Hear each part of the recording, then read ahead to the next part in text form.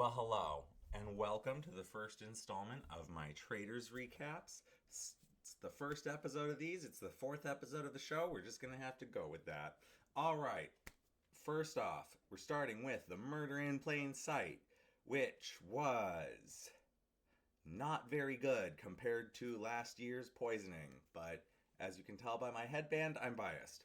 Um, I think it's interesting that we cut back from last episode and we get here to this episode and we see that no, Gabby was actually onto them. With Traitors, we always get these kind of misleading scene cuts and cliffhangers. So, a little bit surprising to hear Gabby actually end up saying like the names of. I think she only said that she heard Danielle.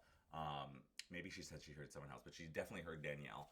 And I think it's a little bit funny that she thought it might make her look guilty or it might get her murdered somehow. I wish she'd kind of stuck to her guns. That would have been interesting. But she says that she changes her mind every so often.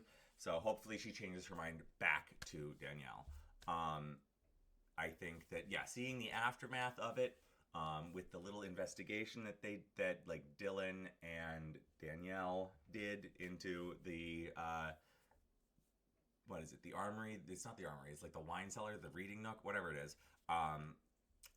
Dylan is playing too fast and loose with stuff. Like, I mean, now that he has Boston Rob on his side, he's probably okay. But at least for a little bit. But the way that he's going about it, just very openly saying like correct traitor predictions. That's how you get yourself killed, at least at this stage of the game, in my opinion. And did anyone else notice the repeated references to it being super cold in that part of the castle? Danielle, I think, was the one saying like, "Oh, it's so cold, it's so cold," which I guess I have heard that they keep the castle cold, which is why it was funny that Sandoval was sweating through his shirt at breakfast that other time. Yeah, so then we go to Alan ringing his bell like he's Jack Donaghy's mother. And apparently they actually did have the 3 victims in the caskets during filming that. Like last year, last year when they were burying Ekin-Su, it's like they didn't actually bury Ekin-Su alive. But apparently they actually had these people in the caskets. So, it's an interesting line to go. I would be surprised. I'm surprised that no one heard Bob's voice or recognized who the traitors were from that. I don't know. I feel like that would be something that you could at least tell. Let's see. In the pleas, I'm a huge fan of Sierra now. I love that she has a goddamn potty mouth. Don't we all? That she appeals not to the traitors, that she says that she's going to hunt the traitors down. I think that's an interesting strategy, Sierra. Love it. Nikki, I think, is, she was making a fine plea. I didn't really see anything there. Jeremy, I like that he was pitching to work with the traitors. It was the best pitch of them all, and it got him killed. Okay. I loved when Alan was shooing everyone off. And he was like, we just continue to see Sandoval be the butt monkey of everything. Yeah, good job. Yeah, and then so in the aftermath of it, I think Rob was really right on saying that everyone would suspect that they'd put a traitor in the caskets. That's just how the psychology works. Robin apparently thinks they put 2 traitors in, which is just really in keeping with how Robin predicts things. But yeah, I saw it pointed out that actually that was Bob already trying to turn on his fellow traitors, because it was he and Danielle wanted to put Carolyn in there. So Bob's first treachery against the traitors was not the cage boy stuff that he said at the mission. It was this. It was proposing to put Carolyn in the casket. So kind of glad Bob's gone now. Oh, spoilers, by the way. Yeah. They played that one new song that we've been getting a couple times about death. It's not as good as the hanging tree ripoff that they use for roundtables, but I still really like it. All right, then next we come to breakfast. We get the Bambis in. Well, not all the Bambis, just Chriselle and Gabby. Again, I really hope that Gabby unbacks down because I really like Gabby. She had a huge rise to prominence this episode. She got like what 6 confessionals, I think. Yeah. So really here for it. If she, hopefully that's not a she's getting murdered soon. Hopefully, and they're trying to give us some Gabby time before she goes. Hopefully, it is just getting us used to her because I really like her theories. I really like the way she thinks, and I really like the way that she justifies her own double standards and stuff. I think she's a lot of fun. What I also think is a lot of fun is how every breakfast so far we have had someone predicting that a Bob is knocking on the door. Last season we had Sandra trying to predict who was knocking. This season, I think it's Robin. Okay, let's see what else. Oh, yeah. I'm liking Dolores. She was, when she was talking with Dylan, I think it was. Yeah, she just seems like one of those housewives who's just a little sharp. Well, not a little sharp. Well, yeah, a little sharper than Robin. You know, let's be honest. But she's onto it. She's reading. She's picking things down. She's picking things down. She's picking things up. She's picking up what's put down. Anyway, yeah, and they're talking about how it got quiet last night, and I just couldn't help but think it got quiet last night because Bob wasn't there. Bob was off in the hidey hole doing his traitor thing, so that's why it was quiet. And then Bob comes in with an Irish accent. We're in Scotland, Bob. I love Bob. It sounds like I'm dunking on Bob a lot. I just don't think Bob was a very good traitor. I loved watching him. I thought he did a great job being TV. Then we get Danielle. I really like Danielle's really quick, easy pivot that did work to throw everyone off. Of just saying, yeah, Dylan and I went in because Dylan's gonna back her up. Dylan is a very obvious, most faithful of the faithful Pilot Pete style. Good call there. Oh, and another interesting thing I think that came up at breakfast, or at least in a confessional that they played after breakfast, was that Danielle already knows the name of the Bambi Alliance. So I think that means that there is a little bit more visibility that the Bambis are having within the castle than like certainly other alliances that we've seen in the past have had. All right, and then we get to the mission. I don't need to be the one to say this. I think we all saw it. The statue bodies looked like weenies, or they looked like butts. There was some very suggestive imagery going on there. There's one you can find where it looks like, I think it's Bob Harper or someone. It looks like someone's doing a real 2025 style. Yeah, I loved Alan's moss suit here with the drapey tulle and like the. I saw some people say it looked like broccoli florets. No, it was very clearly moss. Well, here's me dinging on Bob again, where Bob is frustrated that people aren't listening to him try to make actually good strategic ideas. And this is I do have to really give this to Bob. I really like the kind of bullish advocacy he was willing to do. Like in the first mission where he was advocating for a more like gender balanced split of who was getting off the raft and who was not.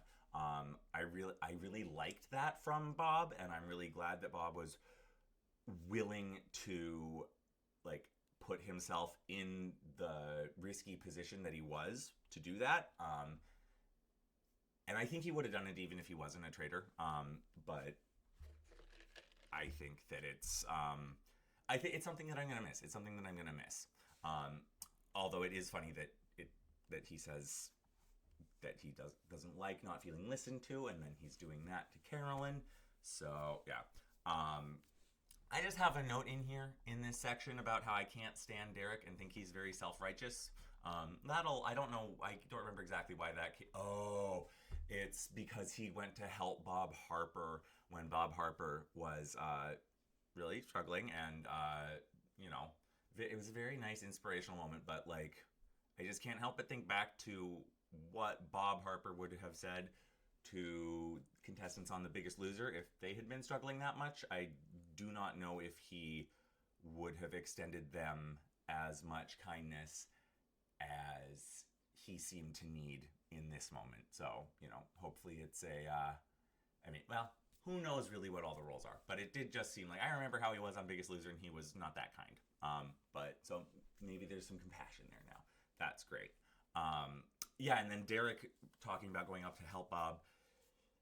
I don't know, like for him to be in that moment so like nice and kind, and then we'll get to Round Table later, but just contrast it with how he was at Round Table, which I thought was awful. And then my final note on the mission is that I love Brittany and she's a giant dork. And just the psych up phrase to yourself when your name is Brittany, it's Brittany, bitch. Do it. It's great. All right. And then, so we get back to the castle, and we are in our pre-Round Table era. And this is the part, one thing that I think is, so before that, at the end of the challenge, Bob says the thing about, the Cage Boys, which I think was not deliberate against Rob, but it was... The fact that it happened the way it did is a consequence of how Bob was loudly advocating, and I think that that's a big reason that he ended up going home, was because he spoke first and thought about what he would say second. So, yeah. All right. Okay, so now we're actually to the pre-Round Table, which was a lot of scrambling. But the main scrambling that it was Rob going around really trying to drum up votes for Bob. And, I get that. That's what Rob is here to do, is to make this good TV.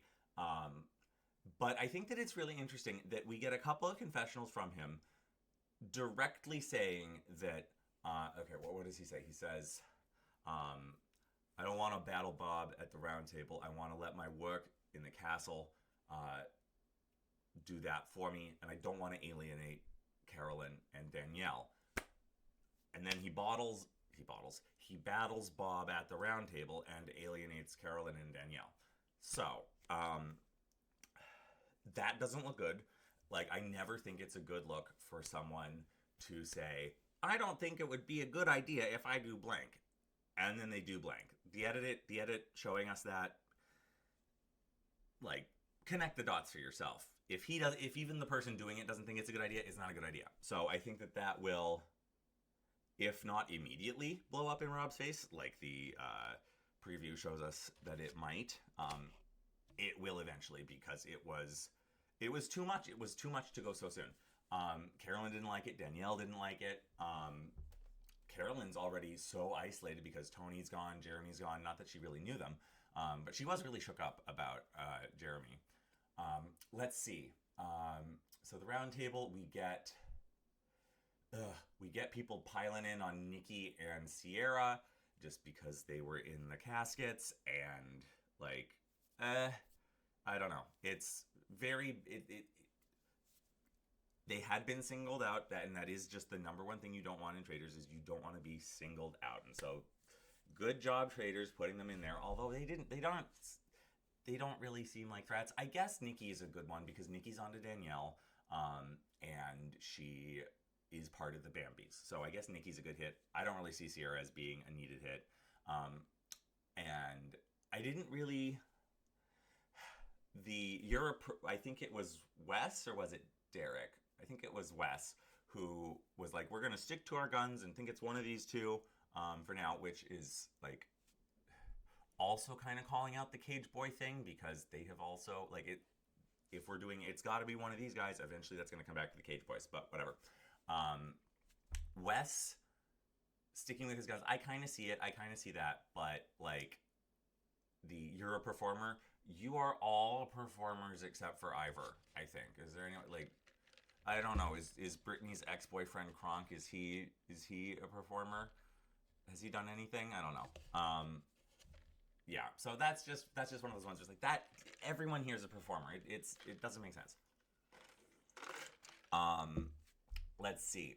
and then we go into the Sierra thing, um, which like I'm glad that other people like contradicted Derek on this because Derek's like suspects will like use profanity to make themselves sound more innocent. It's such bad psychology. I don't like it. I don't like it. I don't like Derek. He's just really self-righteous and annoying, and you know he's being self-righteous and wrong, so that's part of it. And then yeah, because obviously everyone else piles in and is like I think it's Dylan who says the first word I heard out of Sierra's mouth was fuck.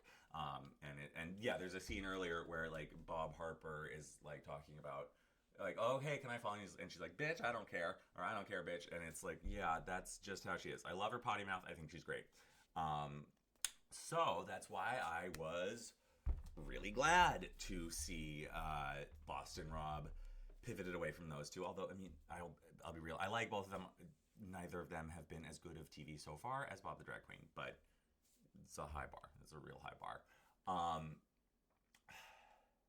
So Rob pivots to Bob with the, you know, really good camera cut. I mean, it's not quite perfect because these are still like pre-placed cameras in reality TV, but it's still good. And I think the obvious comparison to make here is to last year's case of Giesling v. Parks. And I think it's actually going to end up playing out a lot of the same ways for the game going forward. It may have worked technically opposite in the moment right now, but let me explain. So, it was a swing taken at a fellow traitor, which is sloppy. There's always a risk of blowback. The case of Giesling v. Park with Dan and Phaedra, Dan was not prepared for how prepared Phaedra would be. I mean, I don't think Phaedra was prepared, but she didn't need to be. She was just ready. And I guess what I'm saying is that the repercussions are going to be the same. The traitor who is still left in the game, we have had alleged 100% knowledge leak into the game now, and that's what ended up sinking Phaedra. Like, why would Dan have been so confident? Why would Rob have been so confident? Death sentence, even though it's flipped, there's 100% confidence runs both ways. That's why, like, when I try to describe to people, what is the line for how a traitor can turn on another and have it be fine? The line is, I know blank is a traitor because I'm a traitor too and I saw them in the turret. That's the blank. And that's that 100% knowledge right there. That's the only way you get 100% knowledge in this game. Unless you're saying that you're 100% faithful. But yeah, so I think that by setting, I mean, Rob said he shouldn't do it. Rob said he should get other people to do it. He got the numbers there. It wasn't that he didn't have the numbers there. I mean, he kept saying to everyone, yeah, we have the numbers. We have the numbers. And he really forced this vote through. And I mean, I'm rooting for Carolyn, so I'm fine with it. I think it is ultimately going to benefit her. But I don't think it was good for Rob. But I don't think that Rob is really here trying to... I don't think Rob is trying to win. I think Rob is trying to make good TV. Because even if you play the whole game, the whole time, the whole way through, and you get to the end, and it's you and Boston Rob, and then one more just for how the numbers work, at Final Fire, are you gonna let Boston Rob make it to the end? No, you're going to vote him out at Final Fire. There's no reason not to. He has too big of a reputation. He can't win. So, he's here to make good, flashy gameplay, and he's already delivering on it. That's why, like, I'm not going to call it a bad move from Rob, but it is a move that is going to have repercussions almost immediately. What else at this roundtable? I have seen some people try to give Bob flack for calling Zac Efron not a very good actor. I think that's the most milquetoast insult I have ever seen on reality TV, and it was fucking funny, and I don't think Zac cares, and also Dylan still has misguided in his Instagram thing, so I don't think anyone cares. I don't think it makes Bob a bully, which I saw Okay. Um, yeah. So what else at Roundtable? Um, oh, and then this is the this is the thing. I don't think Bob was trying to do this, but he really put the screws on Rob. Like he completely cooked Rob in his firing backs because he voted for Rob. He voted for Rob. Like that's the one thing that I feel like is a little bit like not bad sportsmanship, but just because I can't blame him for it because it's just how you're gonna feel in that moment and it's how you're gonna vote. Um, but like if even if it's just that this is the person who's leading the charge against me, against Bob, if I'm another faithful at that table, I'm going to look at it and I'm going to go, well, no one else was saying that. And Bob was a traitor. So what does Bob like? It's, I don't know. It's a little bit, it's that same, where's this knowledge coming from? Like, yeah. So, and then in a couple of Bob's like closing words, which I loved all of Bob's exit. He is like, the traitors are afraid of me. The traitors are trying to get me out. Well, and who was trying to get him out? It was, I mean, unless it's not, no one thinks Dylan's a traitor. So that means he's pointing the finger right back at Rob, which is totally fair, totally fine, totally within the game. And again, Rob wasn't going to win anyway, so it doesn't really change things that much for him to get the finger pointed back at him. So I loved Bob's whole exit. I loved him swearing to God, and then of course, but I don't believe in God. I'm a traitor. Bye. Really good. I liked that there was no sour grapes from him. Is it sour grapes? Bitterness? I don't know. Some negative flavor. He was here for a game. He got, but I could see that he was really hurt by getting turned on like that. And I'm sure Monet Exchange was at home, screaming when Bob made those obvious mistakes. But hey, what are you gonna do? I thought Bob did great. There was another thing with people being confused about like people calling him Drag Queen Bob or Bob the Queen, and it's like, guys, if you haven't watched Drag Race and you don't know that Bob the Drag Queen is his full name, you're going to think they're saying Bob the Drag Queen. And so you like, and in English you can move adjectives. Ooh, sorry. And in English, you can move adjectives around like that. It's fine. So there's no disrespect meant there. Like, obviously not. There is Bob Harper there. So like, come on guys. Like, it's fine. It's fine. It's no slight against Bob TDQ. All right. So let us go down now. Just my thoughts on everyone, all the people who were in this episode. All right. First, we got Jeremy. I really like Jeremy. Didn't really get to see a ton of him this season. I thought he was going to be good. He told the wrong people about his traitor suspicions, and that's what's so hard. It's like it's so random. If you are telling, like, if the one person that you're confessing to like is the exact wrong person, so that really sucked. Sucked to see him go. But I do think, and we'll get into this. We'll get into this more in a second. Yeah, so sad to see him go, but I don't know. I've never super had a big connection to Jeremy. But yeah, too bad to see him go. Bob, dear sweet Bob. I loved it. I've talked about Bob a lot. I loved his advocacy. I did not care for how he and Danielle walked all over Carolyn, even though I kind of get that she is easy to do that too. As someone who is also very loud, I can relate to needing to be shushed at times, and like traitor to traitor, it's like, okay, Bob, and leaving the door open. Like there was just a lot of sloppy there, but I respect it. I think Bob played a really entertaining game, and I'm here for it. Boston Rob. This has been my favorite appearance of Boston Rob in anything since like Survivor All Stars, I think. This is really good. Like, again, as I've been saying, he knows he can't win. He's just here for the paycheck. He's just here to make good TV. So we don't like, I'm just here for the flash. He's friends with Parvati. Parvati said last season that she saw this as a show first and a game second, and she got rewarded with an amazing edit and a guest spot on this season. So, which I'm so excited for, obviously.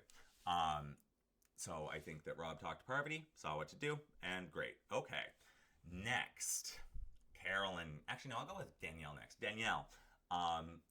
My respect for Danielle went up a lot this episode. I haven't seen any of her. I haven't seen like most of these people in anything. Like I've seen Jeremy, Rob.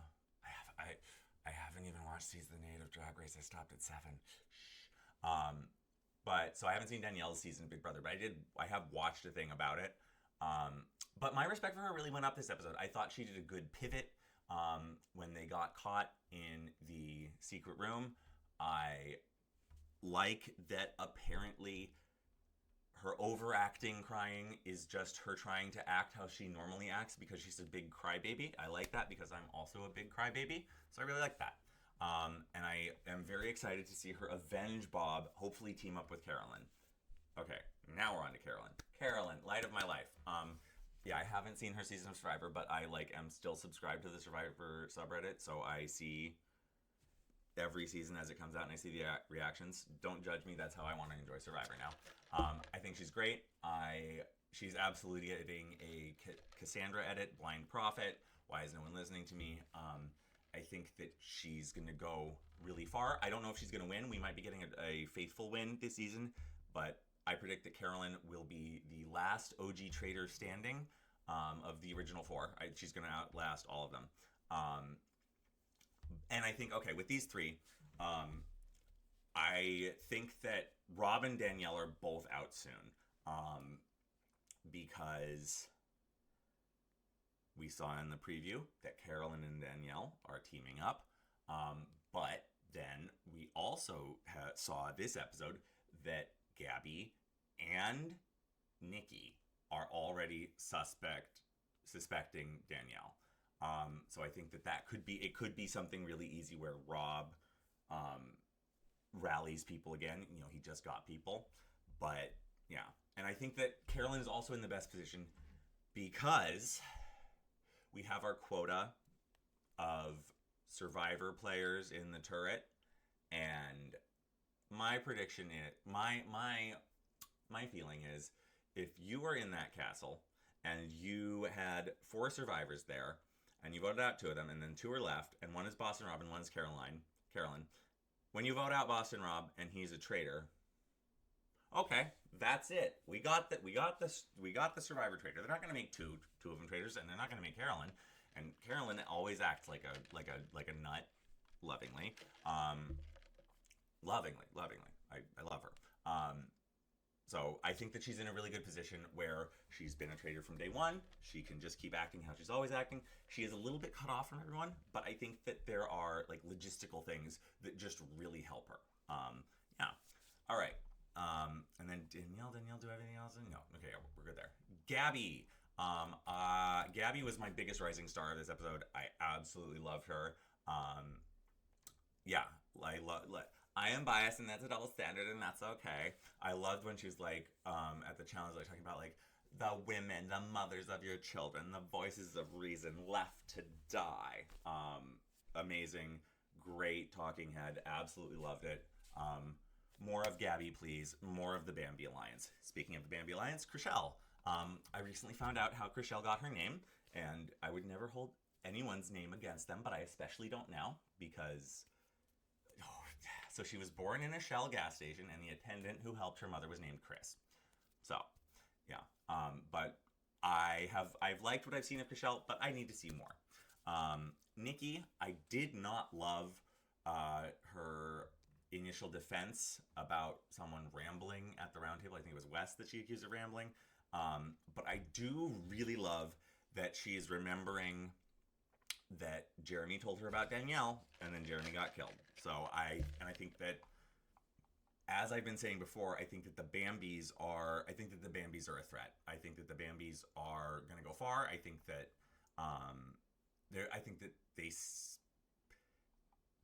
they are going to surprise people. I think that they are not to be underestimated. I think that they're really sharp.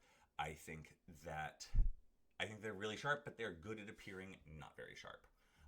Which reminds me of also Dolores. I think I mentioned this a little bit earlier. I liked the way she was talking strategy with Dylan. She was on the same page, and I think she has good instincts, and I think that she has good instincts about who is a traitor, and I also think she has good instincts about how to play the game. And I'm excited to see more of her. I am also very excited to see more of Robin for the complete opposite reason. She's been wrong about everything, and very confidently so. I think she's the one who keeps predicting that it's Bob the drag queen knocking at the door. And then I think this episode she's like, that's Bob Harper, or someone. I don't know. But she's doing that. She's wrong all the time, and I'm here for it. Love it, love it, love it. Okay, then Wes and Derek. Wes, I really liked him at the end of the episode, planting that seed in Sandoval's head of like, how do you know 100%? How do you know? How do you know? So I don't really like people. I don't really like the challenge. It's so bro-y. But Wes has seemed fine so far. I thought he's been calm. I didn't like his argument, but I'm not mad at him. He's going to be a challenge beast though. So he seems like a threat to my girl. So I hope that yeah. So that's my thoughts on Wes. I think he seems fine. And he's got a good head on his shoulders, but he might be a threat to who I'm rooting for. Also, same goes to Derek, except I don't like Derek. I really didn't like his bad psychology at the table. Like, it's just annoying. And I have heard that he made for very boring strategy on Big Brother. So I hope he is a quickly coming murder, although I don't think that Rob would let that happen. I think that Rob is going to be resistant to murdering either Wes or Derek, which is a problem because they both need to get murdered. They both need to go. Because if they get murdered, that means that's one less cage boy shield for Rob, and Rob needs that. But again, if Rob isn't playing to win, he might be more okay with that. So we'll see. But I think that they are both people who, if I were in the turret, I would want to murder, but I can understand if they don't get murdered because Rob needs to keep them around. But Wes isn't safe this week, so I really hope that Rob is willing to do that. Okay, let's see. Dylan. Okay, I love Dylan. He's nice. He's like Peter, but less punchable, and not egotistical. And I love his little gray sweater. I'm a little bit worried for him though, because sorry, 1 second. I gotta look for something. I just made a list of things. Okay, well, whatever. Hold on, I can just do. Yeah, and one more. Okay, great. Yeah, I really love Dylan. He's a lot of fun. I'm worried for him in the short term, but now that he's buddied up to Rob, I think that, I mean, that's great strategy, is to have a traitor as your buddy.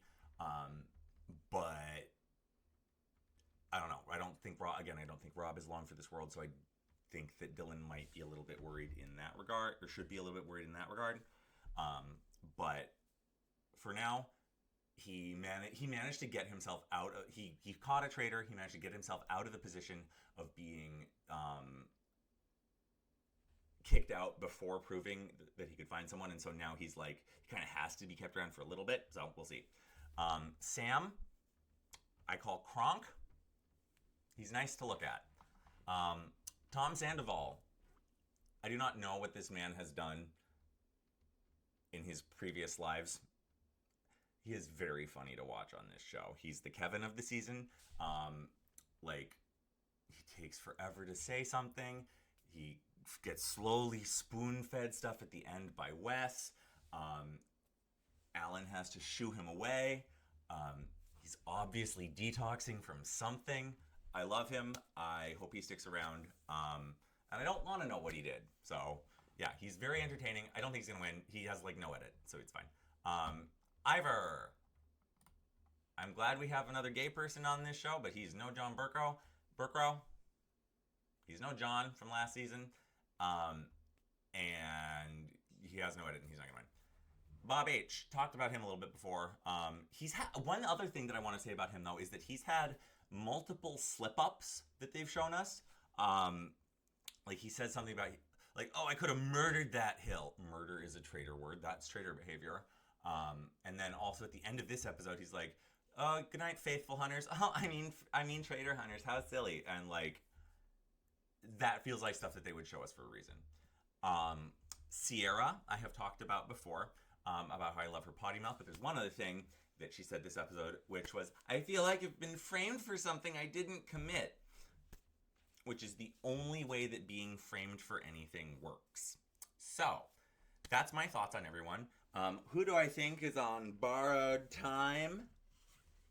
Rob, Dylan, Sierra. For all those reasons I just gave you. Threats to win, Carolyn, Gabby, and then one of Wes or Derek. It depends on who goes out first. I made a bingo card that I'll link below. And yeah, looking forward to see everyone next week. Down below, what you should post is your theories about who's going to go, who's getting a good edit, who do you want to see win. Yeah. All right, traders. See you next week. Bye.